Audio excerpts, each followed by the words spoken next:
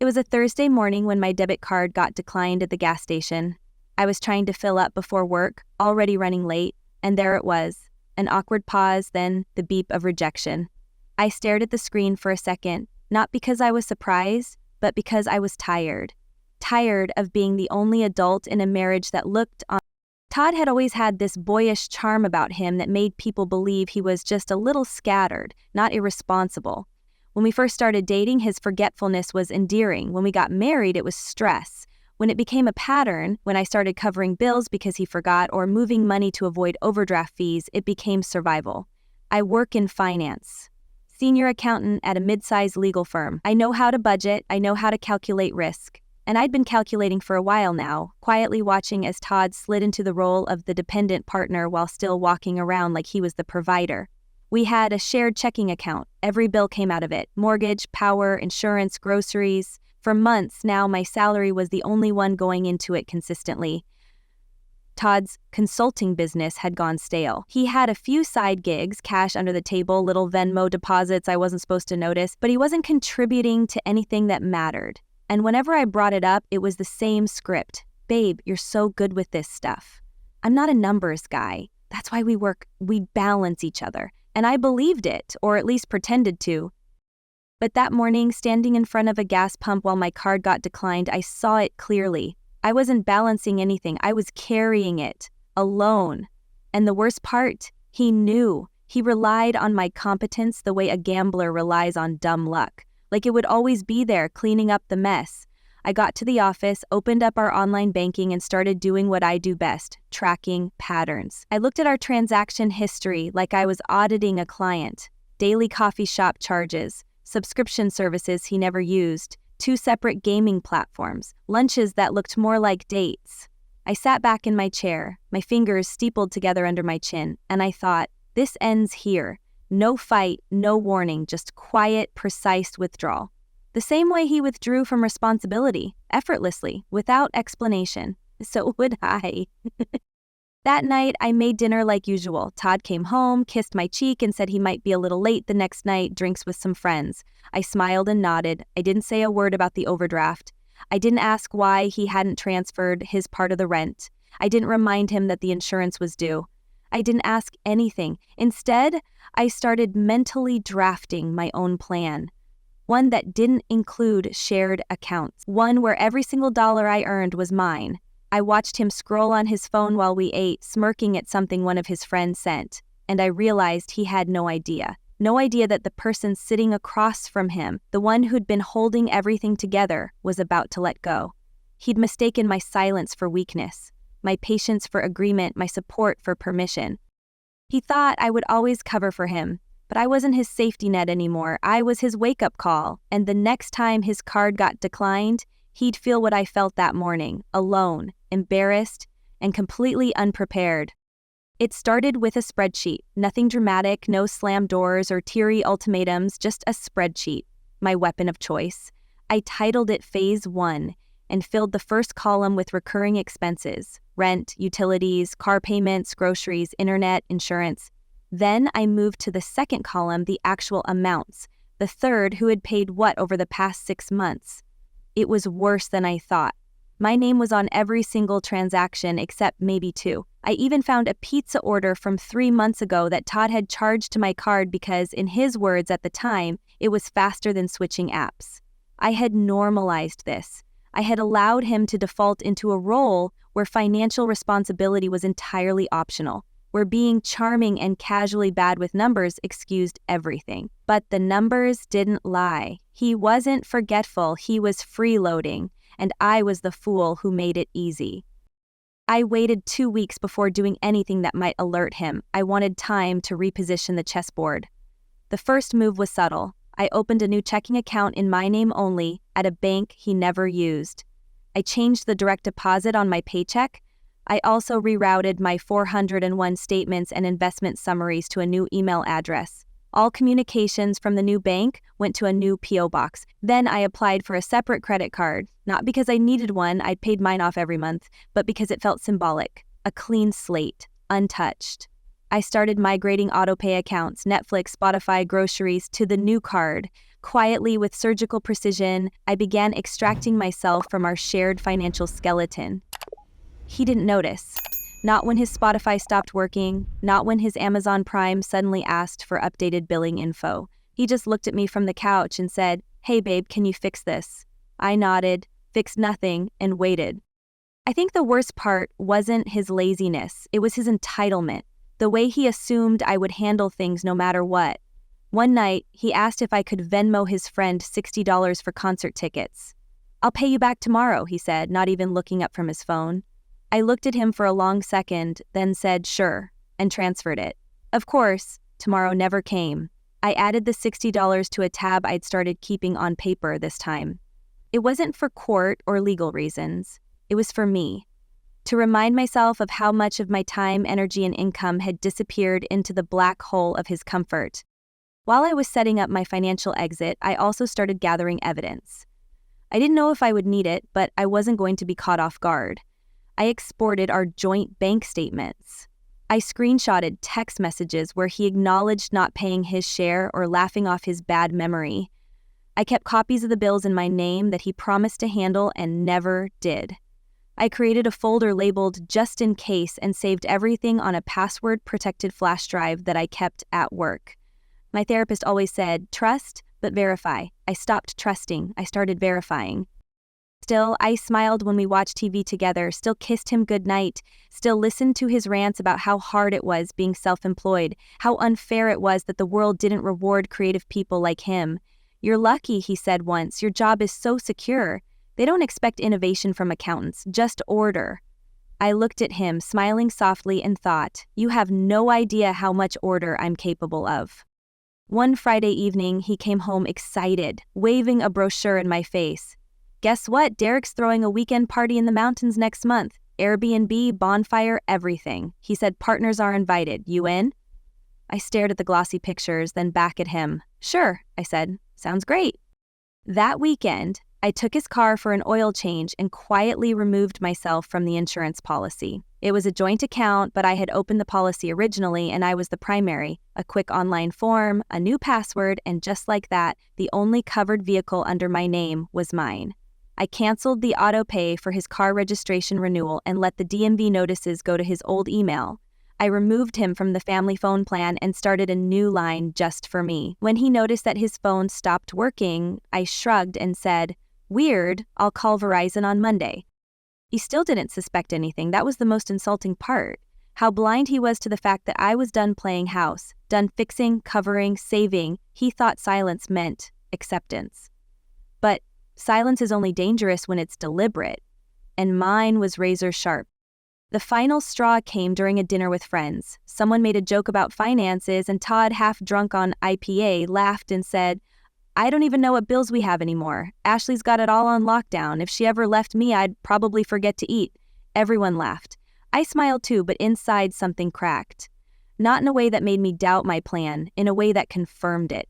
He knew exactly how dependent he was, and he was proud of it. When we got home, I opened my laptop and typed a new line in my spreadsheet. Final transition, 2 weeks. Then I sat back, closed the lid, and exhaled. He had 2 more weeks of comfort, 2 more weeks of free rides and warm meals and covered overdrafts. After that, he'd wake up in a world where he had to face what he'd ignored, where every comfort came with a cost, and where I was no longer in the equation. The first domino fell on a Tuesday afternoon, and it was beautiful. I had just finished a client audit at the office when my phone buzzed. It was Todd. 5 missed calls. A text message followed. "Hey babe, can you call me? Like ASAP." I ignored it. 15 minutes later, another. "My card didn't work. Can you check what's going on with the bank?" I didn't respond. I knew exactly what was going on. The joint account we used, the one he thought was still his financial playground, had exactly $47.13 in it. I had left just enough in there to keep the account technically alive, but not enough to cover a lunch at his favorite sushi place, which I knew he liked to visit on Tuesdays. Todd had taken a client there hoping to impress him. What he got instead was a declined card in front of a potential investor and a face full of embarrassment. And he had no idea that it was just the beginning. That night, I came home to a tense silence. Todd was in the kitchen, clearly annoyed but trying to play it cool. Did you get my messages? He asked, pulling a beer from the fridge. I nodded. Yeah, I figured the card didn't work because there's no money in that account anymore. He blinked at me. Wait, what? Why not? Where'd it go? I looked him dead in the eyes and said, to a new account. Mine. For a moment, he didn't respond. Then he laughed, like I was joking.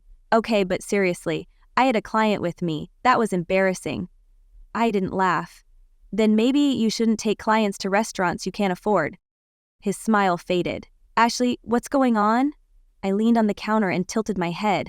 I've spent the last year paying for everything, Todd. Everything, while you've coasted, and I've had enough.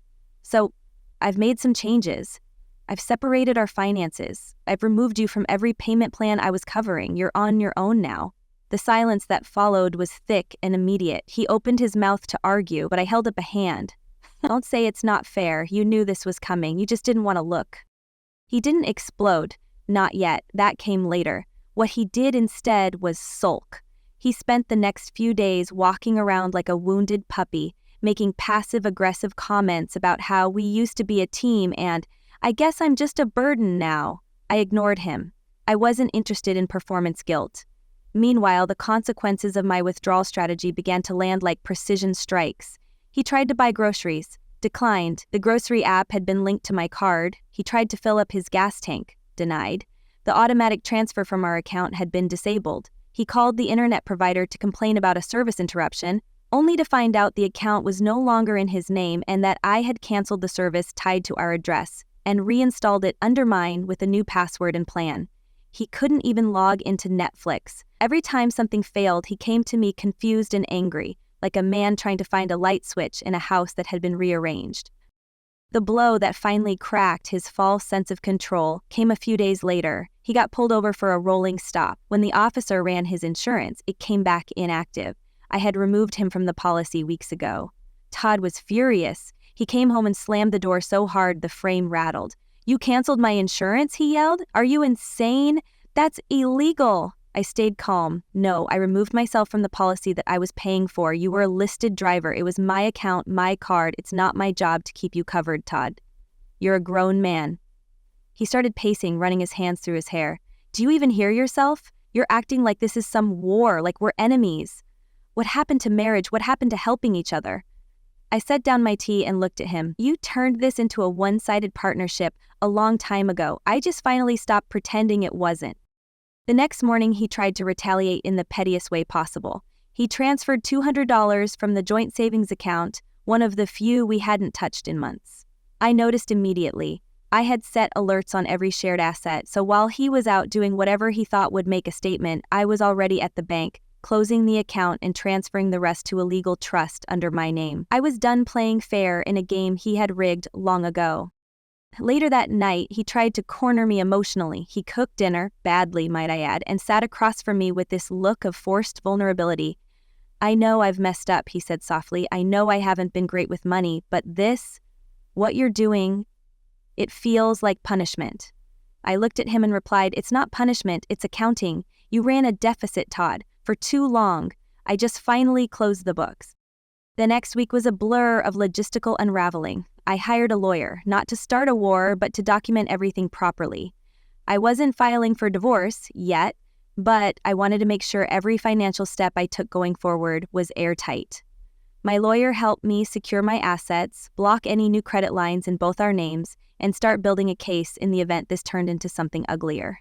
Meanwhile, Todd floundered. He started showing up late to his own consulting gigs because his car kept breaking down. He asked friends to front him cash, but most of them were just as unstable as he was. He even asked me one night if he could borrow $500 to get through the week. I said no. He laughed like I was joking. I wasn't. Every night, I wrote down the day's events, not just for legal purposes, but for myself, to remember how many times I'd been expected to say yes when I wanted to say no, to remember how long I had accepted crumbs and called it partnership, to remember that letting go wasn't cruel, it was overdue. The final scene of that week came during a brunch with his mother, who had come into town unexpectedly. She looked at me over her mimosa and said, Todd tells me you've been cutting him off financially. That's not very supportive, Ashley. Marriage is about compromise. I smiled and replied, You're right, it is. And I've been compromising for years. I just finally decided to stop compromising with someone who only ever took. That afternoon, Todd didn't speak to me. He sat in the living room watching TV, arms crossed, lips tight. I walked past him, grabbed my laptop, and opened a new tab labeled Phase 3. There were still a few things left to sever, but the real reckoning was just around the corner, because soon he would realize this wasn't just about money, it was about power, about control, about the quiet, methodical reclaiming of everything I had once given without question. He wasn't just losing access to my bank account, he was losing access to me. By the time the first of the month rolled around, Todd was already unraveling. His easygoing charm had worn thin under the weight of responsibility he was no longer able to pass off to me. Everything he once took for granted had turned into a source of stress.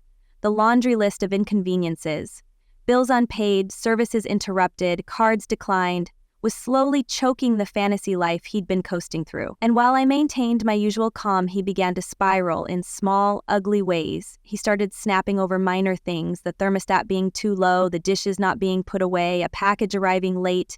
Every annoyance was suddenly an offense against him. But I didn't rise to it. I gave him nothing to push back against, just silence and routine, like I wasn't watching the ship sink. I was already on a lifeboat, rowing away. That Saturday morning, I overheard him on the phone in the other room. He was talking to someone, I assumed one of his friends, explaining how things were tense at home and that I was being dramatic about the money. He painted himself as a confused husband, blindsided by his wife's coldness. I sat at the kitchen table, sipping my coffee, listening to his version of events with a growing sense of detachment. It wasn't anger anymore. It was clarity. This man didn't just avoid responsibility, he rewrote reality to make himself the victim, and I had played along for years, covering his messes, softening his failures, pretending it was fine. But it wasn't, and I was done helping him escape consequences he created. That evening, I received an email confirming the full deactivation of our shared credit account. It had taken weeks of back and forth, notarized forms, and statements proving that I was the only one who had ever made payments on it. Once it was closed, I updated my legal file and made a note to schedule another meeting with my lawyer. Everything was moving into place. Slowly, cleanly, there were no confrontations, no shouting matches. I didn't need drama, I had facts, and in a court of law, facts win. The next blow came when his car was towed. I had stopped paying for his city parking permit. He'd never. The days that followed were filled with more of the same. He began acting like a man betrayed, sulking and throwing petty jabs like confetti. I guess I just don't matter anymore, he muttered while folding laundry one night. You matter, I replied without looking up, just not more than I do. He stared at me for a long time, but I refused to fill the silence. Let him sit with it. Let him taste what it felt like when the emotional labor he used to delegate simply stopped being offered. One night he came home drunk. Not falling down drunk, but the kind of drunk that made him sloppy and loud and self-righteous. He slammed the door, kicked off his shoes into the hallway, and walked into the kitchen where I was reviewing a client report. You've really changed, Ash, he slurred. You're not the same person I married. I closed my laptop and looked up at him. No, Todd, I'm not. That woman would have paid for your Uber and made you tea and tucked you into bed. This woman is tired of doing all the work for someone who acts like her life is a backup plan. He waved his hand dismissively. It's not like I did nothing. I brought money in too. I tried to build something. You tried to build an ego trip and called it a business, I snapped, the words sharper than I intended. And when it didn't work, you leaned on me like I was your bank, your planner, your mother. But I'm not your mother, Todd. I'm your wife. Or at least I used to be. That line stunned him into silence. For the first time I saw it register in his eyes. Fear. Not of me, but of what he was losing. Not just the money or the comforts, but the woman who had quietly made his world run smoothly. The one who remembered the passwords, scheduled the appointments, paid the bills, bought his sister a birthday gift when he forgot, and always made sure there was coffee in the pantry. He never saw those things as love, just as normal, expected, invisible. He didn't say much after that night. He tried to act like things were fine, that we could just reset and move on, but the cracks were too deep, and the thing about living in denial is that once reality starts flooding in, there's no patching the hole. One afternoon, while I was working remotely from home, I overheard him on another phone call, this time with a friend who was clearly offering help. Do you need to crash here for a bit? I heard the muffled voice say. Todd hesitated, then said, "Nah, not yet. I think she's bluffing. She wouldn't actually leave. She's too practical." I didn't even flinch. I just opened my calendar and moved my appointment with the divorce attorney up by a week. The next morning, I dropped off the final documents at my lawyer's office. Everything was ready: a full asset breakdown, proof of my sole contributions, a paper trail of negligence on his part. I wasn't just walking away, protected with receipts and records and resolve.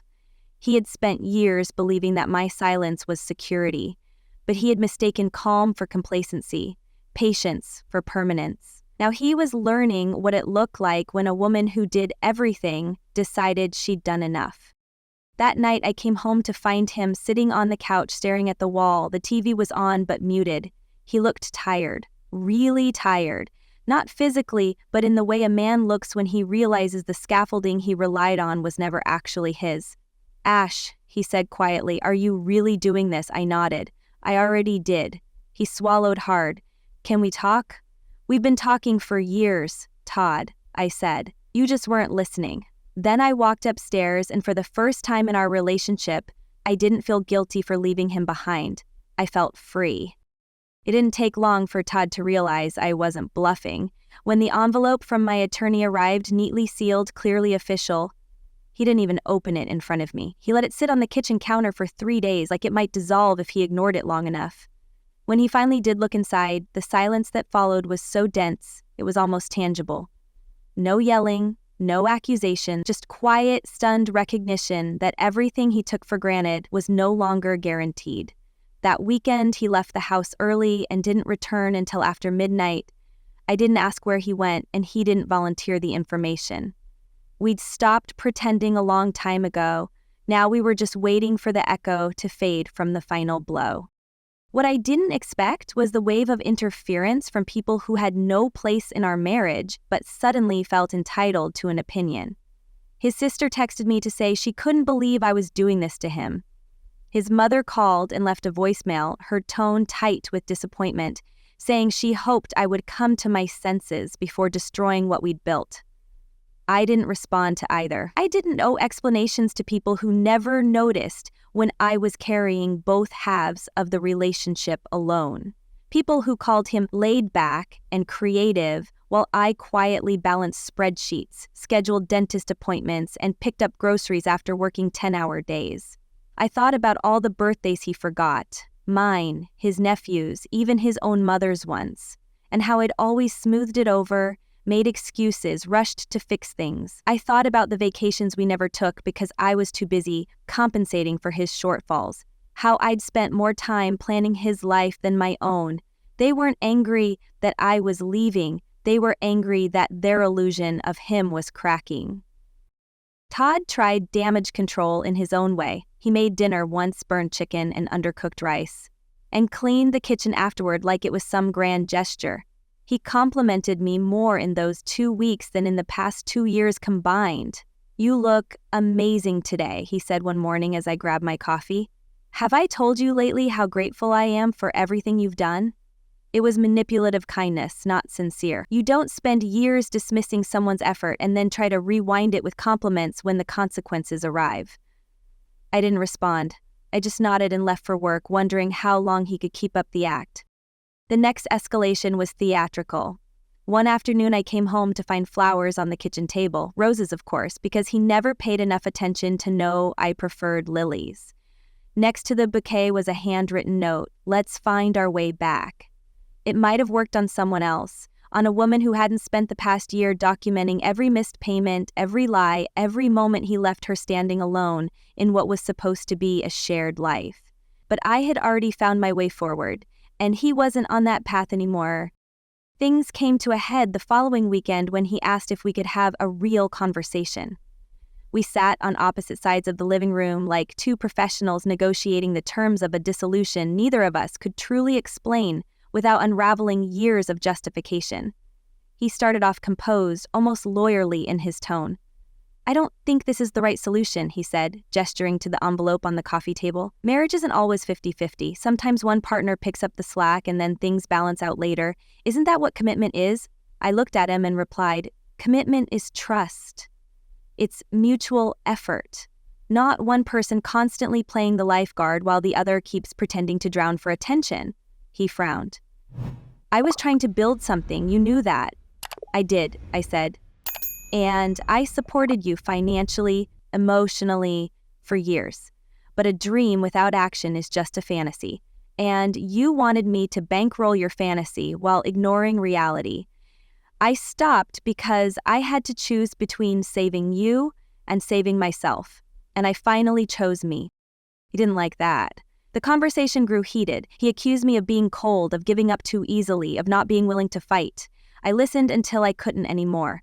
Todd, I said, you only call it giving up because you never had to fight for us. You just assumed I always would. He stared at me, wounded pride masking panic, and for a second I saw it. The fear he couldn't hide, the realization that I meant it, that the net was gone and he was finally in freefall. That night, he stayed in the guest room.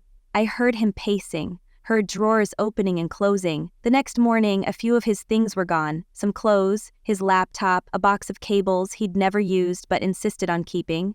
He didn't say goodbye. I didn't expect him to. I went about my day as usual, logged into work, answered emails, had a meeting with my lawyer to finalize some asset transfers. I felt lighter than I had in years. For the first time, I wasn't carrying someone else's weight. I was just standing on my own. A week later, I got a letter from his lawyer. He was contesting some of the terms. He wanted more from the joint savings account, disputed the ownership of a few shared items. My lawyer handled it. We had the documentation, the receipts, the logs, the emails. Every lie he tried to spin fell flat against the evidence of his absence. He had assumed the legal system would sympathize with his confusion, his claims that she blindsided me. But courts don't deal in feelings, they deal in facts, and the facts were stacked high against him. I got everything I asked for, not out of revenge, but because I earned it. Because I had proof. Because for once, the emotional labor and quiet survival didn't go unnoticed. I wasn't just leaving a man who failed me. I was leaving the version of myself that tolerated it. And as I packed the last box from the house we used to share, I paused in the kitchen, the place where so many unpaid bills had sat, where so many forced conversations had been swallowed with burnt dinners and fake apologies. I looked at the space, took one last breath, and walked out without looking back. Because when you finally stop being someone's safety net, you realize you were never supposed to be the ground beneath their feet. You were supposed to be building your own foundation. And that's exactly what I had done. The mediation meeting was scheduled for 9 a.m. on a rainy Thursday, the kind of day where everything feels slow and heavy and cold. It was fitting. Todd arrived 5 minutes late, hair damp, suit wrinkled in a way that made it clear he had pulled it from the back of a closet, not a dry cleaner. His lawyer, a man who looked like he had billed clients for blinking, gave me a polite nod across the conference room table. I didn't return it. My own attorney, Rachel, sat beside me with the calm presence of someone who had seen every trick in the book and didn't need to raise her voice to win. I appreciated that. I didn't want drama. I wanted closure. Todd didn't look at me at first. He busied himself, pulling out papers, adjusting his pen, avoiding eye contact. But I looked at him, long and hard. I wanted to remember this version of him. Uncomfortable, unprepared, surrounded by a mess of his own making. This was the man who used to say, "I don't worry about the finances, that's your thing." Now his eyes darted between spreadsheets and legal jargon like a student caught cheating during a test. His confidence had eroded into unease. Rachel opened with a calm summary of what we were requesting: full separation of assets, release from any joint debt that had been incurred without mutual consent, retention of my retirement and savings accounts, and the division of remaining shared property according to contribution. Todd's lawyer cleared his throat and countered with a request for 50% of the joint savings and the proceeds from the house sale. I didn't flinch. Rachel was ready for this. She slid across a printed spreadsheet, a meticulous record of every deposit, every expense, every transfer over the past 5 years. The color-coded columns highlighted every instance where Todd had withdrawn funds, missed contributions, or caused financial damage. At the bottom was a simple equation. Of the $62,000 in that savings account, $54,700 had come from my income. Rachel didn't need to say anything. The math spoke for itself. Todd shifted in his seat. "That's not the point," he said, finally speaking. "We were married, everything was shared." Rachel raised an eyebrow. "Are you suggesting your client made equal contributions during the marriage?" His lawyer hesitated. Todd opened his mouth, then closed it.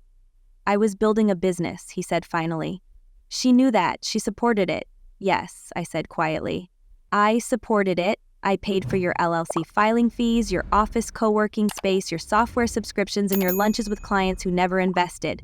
I also paid the mortgage, utilities, and groceries while you were building your business. And you still expect to walk away with half of what I built while you floated through a fantasy? He flushed but said nothing.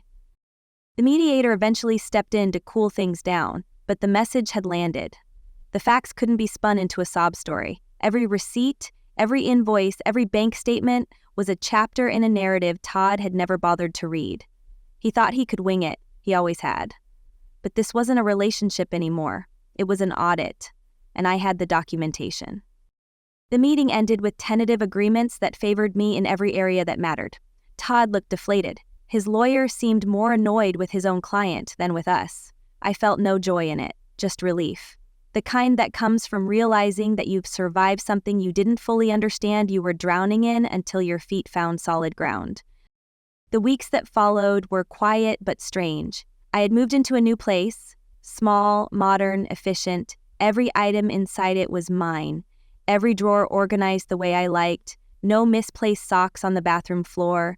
No stacks of unopened mail left in the kitchen. No passive-aggressive comments about how I loaded the dishwasher. The absence of chaos felt like luxury. For the first time in years, I could hear my own thoughts without the static of someone else's noise. I worked, I slept well, I saw friends again, I started running in the mornings. I cooked meals just for myself and ate them slowly, without rushing or multitasking. One afternoon, I got a text from Todd. It simply read, "Can we talk?" I stared at the message for a full minute before locking my phone and putting it away. A few hours later, another message arrived. I didn't think you'd actually go through with it. I didn't reply. What was there to say? That I had waited too long already? That he had confused endurance with compliance? That I had reached my limit months ago but took time to leave properly because even in the end, I was the one thinking ahead while he played catch-up? He tried again a week later, this time with an apology, a real one, or at least what looked like one. I'm sorry for everything. I didn't realize how much I leaned on you. I should have appreciated you more. It was a rare moment of honesty, but it came too late. You can only rebuild something if the foundation wasn't already rotted through. Ours had collapsed long ago. I had just been the last one to admit it. I responded simply, "Thank you for saying that. I hope you're doing okay. I didn't offer more. He didn't deserve more." Meanwhile, the settlement finalized. I retained full control of my financial assets, my credit remained untouched, and the judge dismissed his request for additional compensation based on future losses. I had won. Not in a vindictive way, but in the way that matters when you've spent years being careful, smart, quiet, and underestimated. Todd had spent our marriage ignoring the infrastructure I'd built. He only noticed it when it was gone, and by then he was too far behind to catch up. The last time I saw him was at the title company office, when we signed the papers to release the house. He showed up in a worn blazer, hair slightly unkempt, still trying to look composed. I had dressed simply but intentionally, a navy blouse, fitted slacks, no ring. We sat across from each other, pens in hand, and finalized the separation of something we both knew had ended long before that moment. When it was over, he looked at me and said, "You really held it together through all of this." I smiled politely. I had a lot of practice. He nodded and then he left. No speech, no grand gestures, just a quiet goodbye, the kind that happens when both people know there's nothing left to say. I waited until he was gone before stepping outside, letting the sunlight hit my face, and taking a breath that felt like ownership. Ownership of my time, my money, my life. I had spent years cleaning up after someone who never thought to ask if I was tired. Now I was done cleaning. I wasn't angry, I wasn't bitter, I was free, and that was more than enough. A few months after the dust had settled, I found myself sitting at a small cafe not far from my new apartment, sipping a cappuccino while the late afternoon sun poured in through the windows. It was a quiet Saturday, the kind that once would have been consumed by cleaning up Todd's messes or managing errands he had promised to take care of and inevitably forgot. But now the hours belonged to me. I spent the morning reading a book, picked up groceries at a market I liked, and decided, without checking anyone's schedule or asking permission, to sit down and enjoy a drink by myself. I had never known how liberating that could feel until the weight was gone. Freedom hadn't come as a grand gesture or a dramatic transformation. It was in the little things. The steady rhythm of my new routine, the calm of a space that stayed clean, the sound of silence that wasn't filled with tension or avoidance. I could finally breathe, sleep without waking up at 2 a.m. worrying if a bill had been paid, spend money without running a mental tally of what I was covering that Todd should have handled. My life, once shaped around his absence of accountability, was now finally aligned with my own needs, my own voice. Todd sent one last message a few weeks ago. It was a long text, and I didn't even need to read it to know what it was. Some blend of apology and nostalgia, a half-hearted attempt to reflect or explain. I read the first line, then archived it. There was nothing left to say. Closure wasn't something he could give me. It was something I had already created for myself. And I didn't want to reopen a door I had finally closed. One afternoon, I walked into a coffee shop where we used to go together, not for sentimental reasons, but because I liked the place. It was mine long before it had ever been ours. The barista, a young woman I had chatted with occasionally, smiled when she saw me. "Back on your own these days?" she asked gently. I smiled back. "Yeah, and I've never felt more like myself." She didn't need to know the details, just that I was no longer weighed down by someone who saw my value only in how well I could hold everything together. As I walked back home, I passed by a storefront I'd never noticed before, a small studio offering finance workshops for women. I paused, staring at the sign on the glass door, and a quiet thought formed in the back of my mind. Maybe, someday, I could do something like that.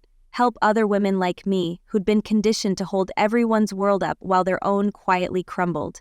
Teach them how to protect themselves, how to prepare, how to plan, how to leave when leaving becomes the bravest choice they'll ever make. Maybe all that quiet strength I had spent so long giving to someone who never deserved it could finally be used for something meaningful, something mine. That night, as I settled into bed, my phone lit up with a notification, a banking alert. Just a routine message letting me know a transfer I'd scheduled had gone through, automated, planned, smooth. There was no panic, no overdraft, no scramble. It was such a small thing, but I smiled as I turned off the screen. That simple message was a symbol of the life I had reclaimed. No chaos, no surprises, just peace. He went to lunch thinking I'd always be there to cover him, but that version of me, the one who sacrificed quietly, budgeted endlessly, solved everything behind the scenes, no longer existed. I had given him years, he gave me excuses. And in the end, the only thing I regret is not walking away sooner. But I did walk away, and I didn't just leave. I built something stronger. He lost access to the version of me that loved him through everything, and I gained access to the version of myself that no longer needed to. That, more than anything, is what freedom looks like.